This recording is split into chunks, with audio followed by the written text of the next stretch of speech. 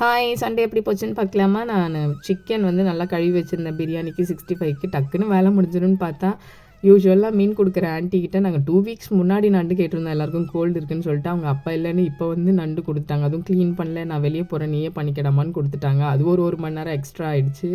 சரி கடகடன்னு நண்டுக்கும் இந்த பக்கம் கிரேவிலாம் ரெடி பண்ணிட்டேன். அரைச்சி தான் வச்சுருவேன். ஏன்னா நான் ஒரு 2-3 இயர்ஸ் முன்னெல்லாம் நண்டு கிரேவி வைக்கும்போது நண்டு தனியாக இருக்கும், கிரேவி தனியாக இருக்கும். ஒன்று கூட ஒட்டாது, வாயிலே வைக்க முடியாத மாதிரிலாம் இருந்துச்சு.